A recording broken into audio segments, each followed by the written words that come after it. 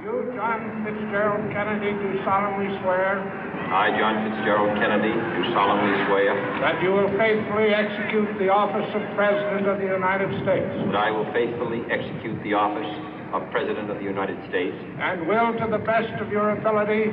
And will, to the best of my ability. Preserve, protect, and defend the Constitution of the United States. Preserve, protect, and defend the Constitution of the United States. So help you God. So help me God.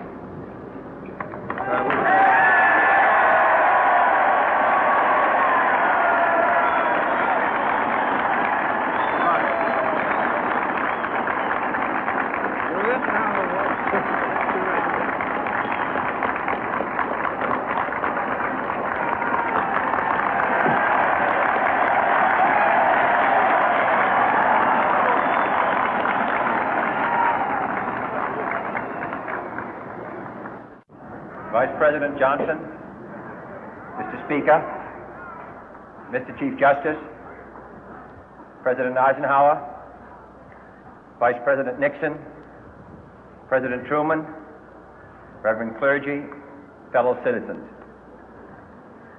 We observe today not a victory of party, but a celebration of freedom, symbolizing an end as well as a beginning, signifying renewal as well as change.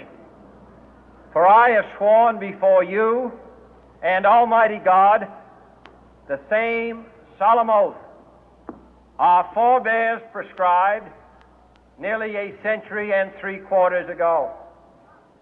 The world is very different now, for man holds in his mortal hands the power to abolish all forms of human poverty and all forms of human life.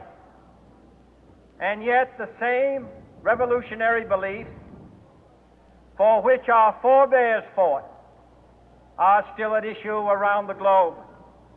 The belief that the rights of man come not from the generosity of the state, but from the hand of God. We dare not forget today that we are the heirs of that first revolution. Let the word go forth from this time and place to friend and foe alike that the torch has been passed to a new generation of Americans born in this century, tempered by war, disciplined by a hard and bitter peace, proud of our ancient heritage, and unwilling to witness or permit the slow undoing of those human rights to which this nation has always been committed and to which we are committed today at home and around the world.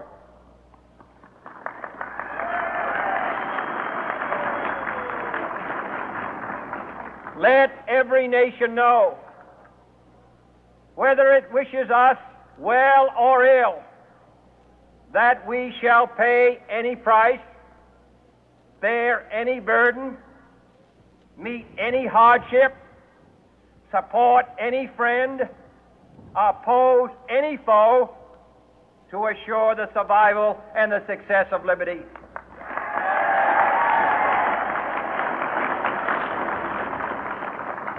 This much we pledge and more. To those old allies whose cultural and spiritual origins we share, we pledge the loyalty of faithful friends. United, there is little we cannot do in a host of cooperative ventures. Divided, there is little we can do, for we dare not meet a powerful challenge at odds and split asunder. To those new states whom we welcome to the ranks of the free, we pledge our word that one form of colonial control shall not have passed away, merely to be replaced by a far more iron tyranny. We shall not always expect to find them supporting our view, but we shall always hope to find them strongly supporting their own freedom, and to remember that in the past, those who foolishly sought power by riding the back of the tiger ended up inside.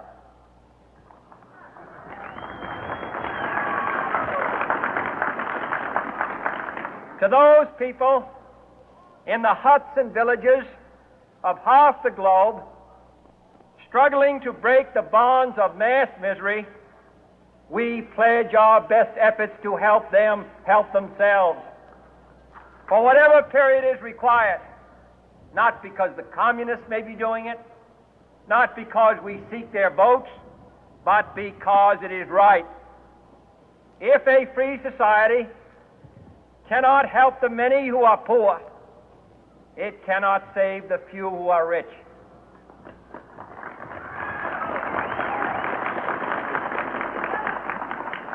To our sister republics south of our border, we offer a special pledge to convert our good words into good deeds, in a new alliance for progress, to assist free men and free governments in casting off the chains of poverty. But this peaceful revolution of hope cannot become the prey of hostile powers. Let all our neighbors know that we shall join with them to oppose aggression or subversion anywhere in the Americas. And let every other power know that this hemisphere intends to remain the master of its own house.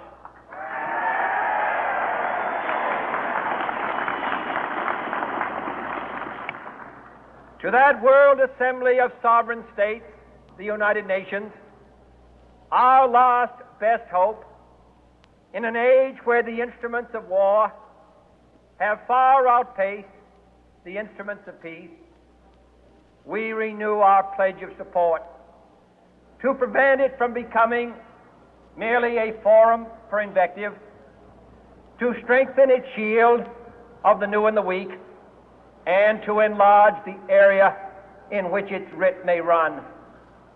Finally, to those nations who would make themselves our adversary, we offer not a pledge, but a request that both sides begin anew the quest for peace. Before the dark powers of destruction, unleashed by science, engulf all humanity in planned or accidental self-destruction, we dare not tempt them with weakness, for only when our arms are sufficient beyond doubt can we be certain beyond doubt that they will never be employed. But neither can two great and powerful groups of nations take comfort from our present course, both sides overburdened by the cost of modern weapons, both rightly alarmed by the steady spread of the deadly atom, yet both racing to alter that uncertain balance of terror that stays the hand of mankind's final war. So let us begin anew, remembering on both sides that civility is not a sign of weakness, and sincerity is always subject to proof. Let us never negotiate out of fear, but let us never fear to negotiate.